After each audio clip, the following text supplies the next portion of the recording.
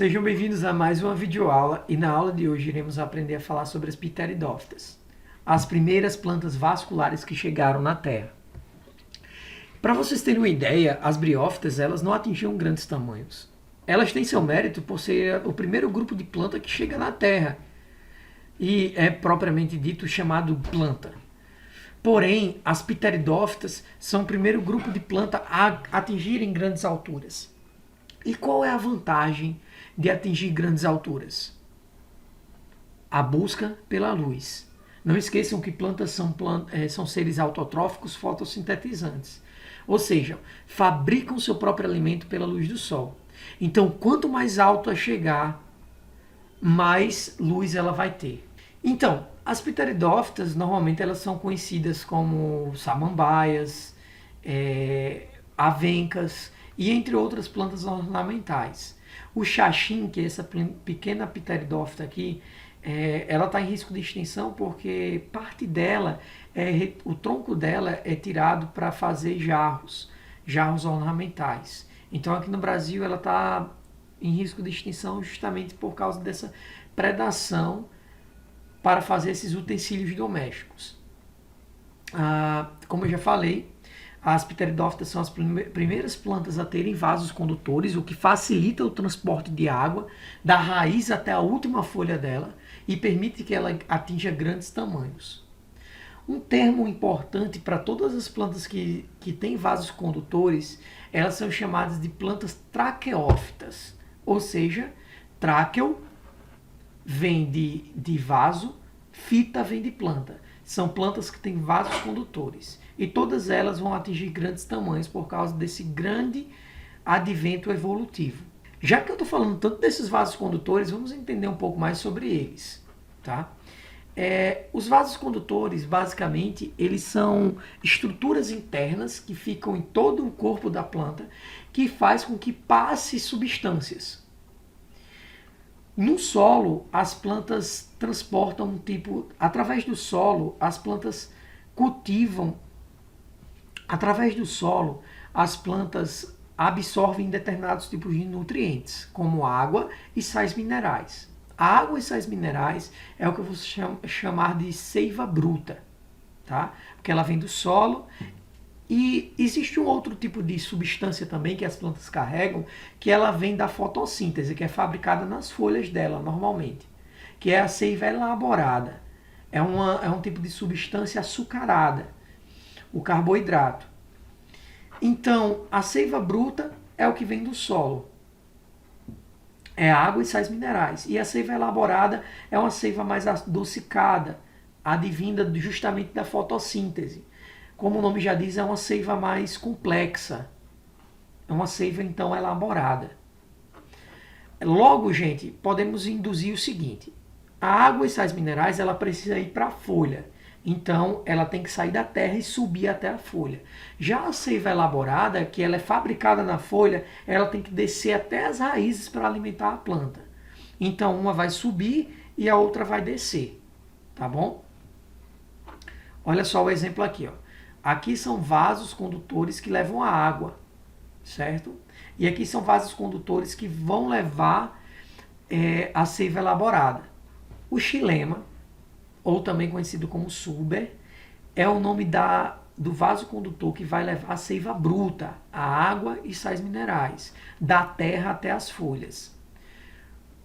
O floema, que é a seiva elaborada, ou melhor, que é os vasos condutores que vai levar a seiva elaborada, vai levar das folhas, dos órgãos fotossintéticos, até todos os órgãos, desde do caule até as raízes.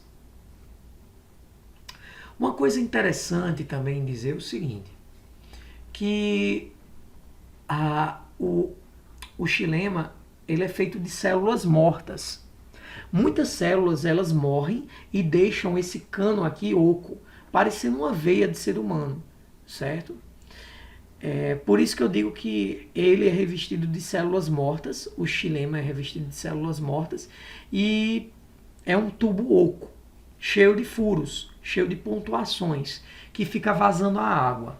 Imagine que é o seguinte, imagine que uma planta é uma cidade, e Os canos que estão dentro das plantas levando água para cada casa representa a célula da planta.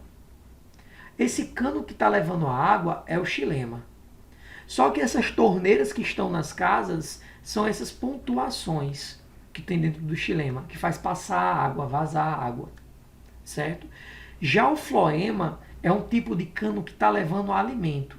Imagina que nesses ambientes também existe um cano que leva gás para todas as casas. O gás não vai fazer o alimento? Então o floema seria esse cano que está levando gás para todas as casas. Só mais um detalhe. No xilema, que são esses vasos condutores que levam a seiva bruta, água e sais minerais, existe um conjunto de células mortas que faz esse tubo. São chamadas de traqueídes. E para que elas fiquem preservadas, perca todo o citoplasma e fiquem preservadas, existe um tipo de substância que constitui elas, a lignina. Quanto mais dura é a folha, quanto mais duro é o tronco, mais lignina essa planta tem. Quanto mais mole ela for, menos lignina ela tem. Só uma curiosidade para vocês. Esses furinhos aqui do floema é chamado de células crivadas. Crivadas significa que elas vão ter poros, elas vão ter furos, certo? Então cada célula dessa, cada divisão dessa é uma célula.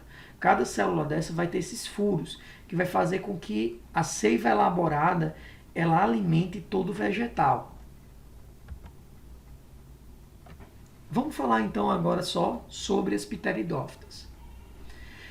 Lembra na última aula que as plantas existem dois organismos, os organismos haploides, que são os gametófitos, e os organismos diploides, que são os esporófitos?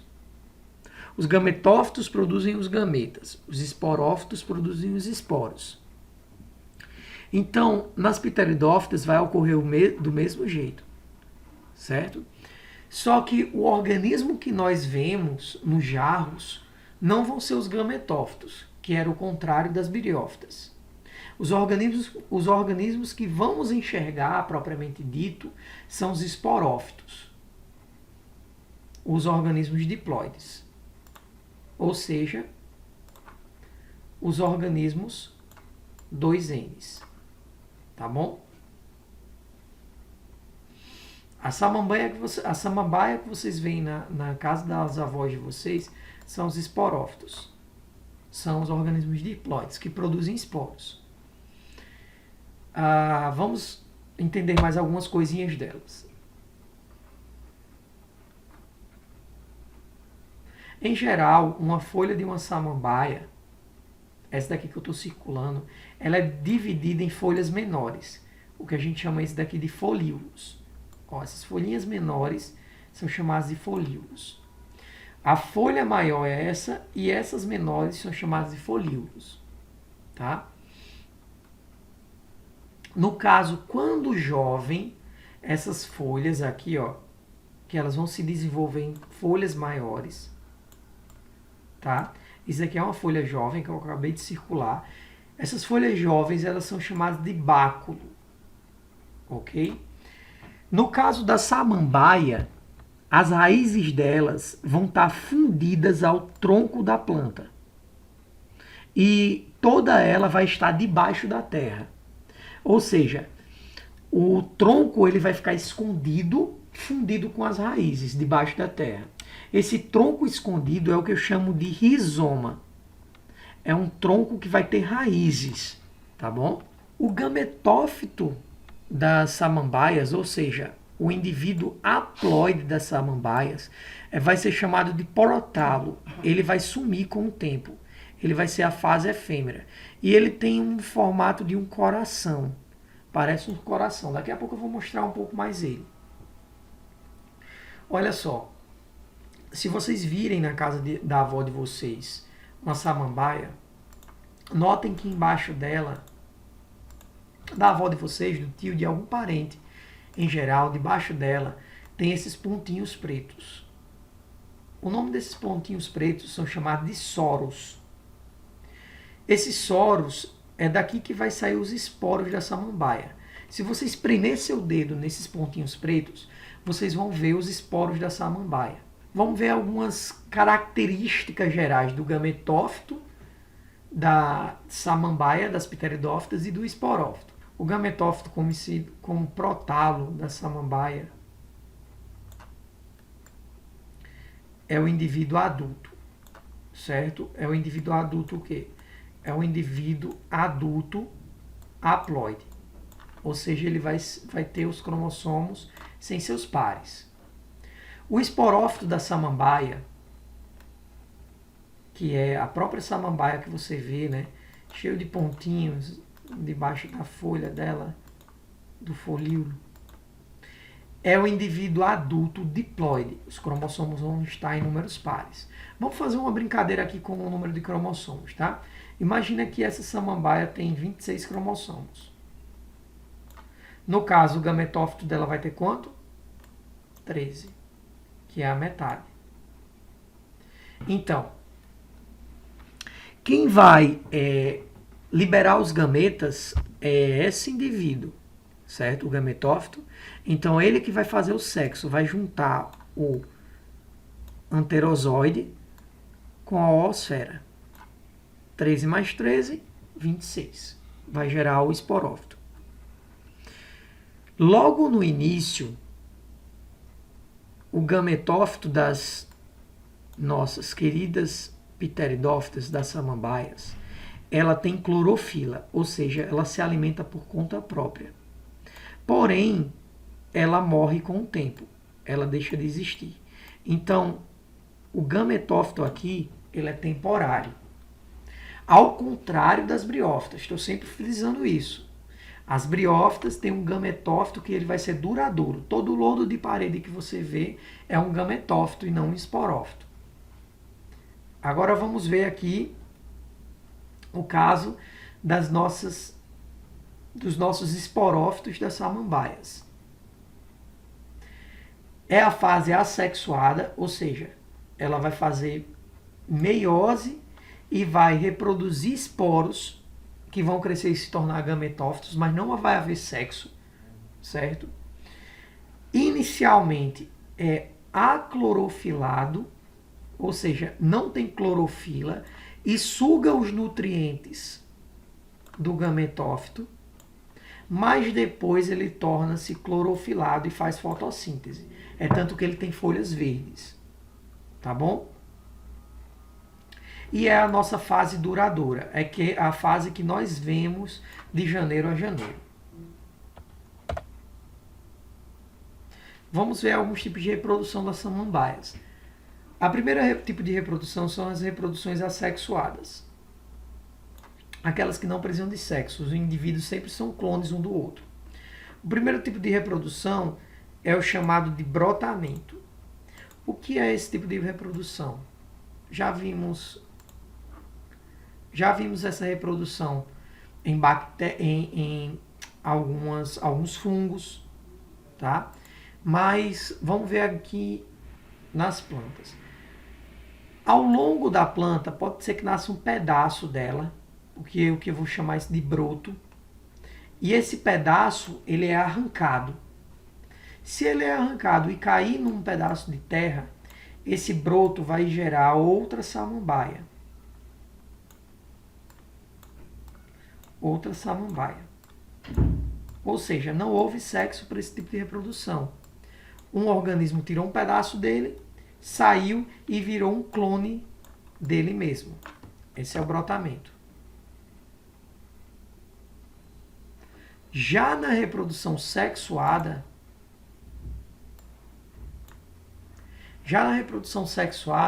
vamos acompanhar aqui o ciclo. Está aqui a samambaia adulta, o esporófito, 2N, certo? Vamos imaginar aqui que ele tem 32 cromossomos, tá bom? E aí ele vai produzir esporos. É um esporófito, né? Uma planta que produz esporos. E aí vai produzir esporos através da meiose. Meiose é a divisão celular, que as células herdam metade do material genético da célula-mãe. Então, se o indivíduo tem 32, os esporos gerados por meiose vão ter quantos cromossomos? Metade de 32 é 16. O indivíduo haploide. Os esporos terão 36. Esses esporos cairão na terra, farão mitose e originará o gametófito. Olha aqui, ó.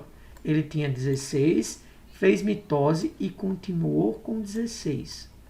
O indivíduo é haploide porque perdeu seus pares. Tá aqui, ó. Tem cromossomos em números pares, agora não tem mais. O gametófito cresce, vira essa planta aqui, ó, em formato de coração. Eu falei para vocês, é o gametófito. O macho vai produzir os anterozoides, certo? Com 16 cromossomos. E a fêmea vai ter a oosfera aqui, ó, que é equivalente ao óvulo feminino, com 16 cromossomos também. Aí o que vai ocorrer? Vai chover, certo? Essa é uma planta que ainda precisa da água para reprodução. Não houve no desenvolvimento evolutivo nada de sementes, ainda não chegou a sementes. Então, ela não ganhou a habilidade de reprodução sem ser pela água. Olha só o que acontece. Chove, os anterozoides, eles vão pela gota d'água e vão fecundar a oosfera. Quando fecunda, ocorre a formação do zigoto. 16 mais 16 gera um organismo diploide com 32 cromossomos. Aí ele vai fazendo mitose, olha ele crescendo aqui, ó. Ele vai fazendo mitose, vai crescer, vai sugar os nutrientes do gametófito até matar ele, certo? E vai virar a nossa querida samambaia que temos aqui. Tudo bem? Que é um esporófito, organismo adulto. Portanto, o que você vê nos jarros é o organismo adulto aqui, o esporófito. Uma outra categoria que eu quero falar para vocês é o seguinte. Não existe esporo macho e fêmea nessas plantas, nem nas briófitas, nem nas pteridófitas. Portanto, eu digo que esses organismos, eles têm esporos iguais. Eles têm esporos semelhantes, sem diferença de sexo de masculino e feminino. Eles são tudo iguais, certo? É o que a gente diz que eles têm uma isosporia. Iso vem de igual, esporo iguais, de formato igual. Tá bom? Aí uma outra curiosidade. Olha aqui onde é que as pteridófitas produzem esporos. Detalhe, isso não são sementes ainda, certo? Isso daqui é de onde vem os esporos dela. Tá bom? Desses soros, essas estruturas debaixo dos folíolos, nas folhas pequenas. Então, para fixar mais o conhecimento, vamos fazer um exercício, tá bom? PUC São Paulo. Nos esquemas A e B, deixa eu mudar aqui para seta.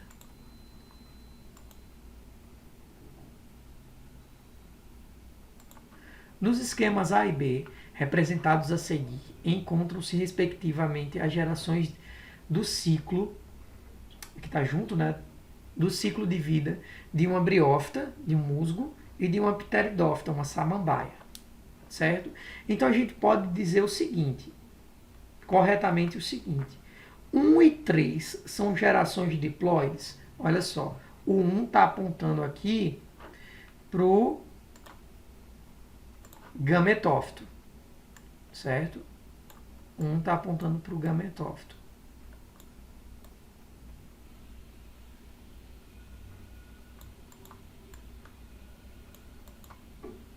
Um está apontando para o gametófito da briófita. O 2 para o esporófito dela. Vou botar aqui só a abreviação. Então vamos pensar junto comigo. Gametófito é o quê? Diploide ou haploide?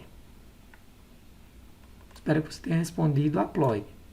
Esporófito é o quê? Diploide ou haploide? Espero que você tenha respondido diploide. Pronto.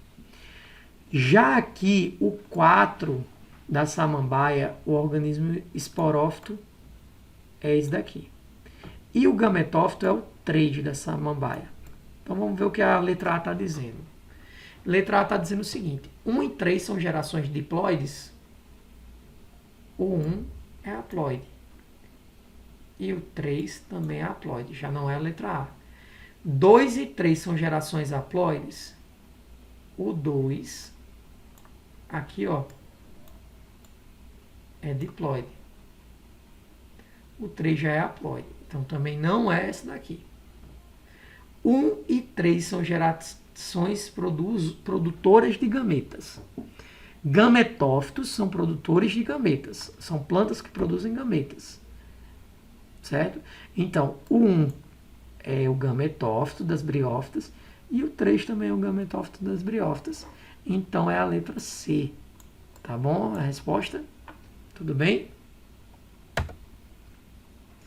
Então é isso, pessoal. Na próxima aula vamos falar um pouco sobre gimnospermas.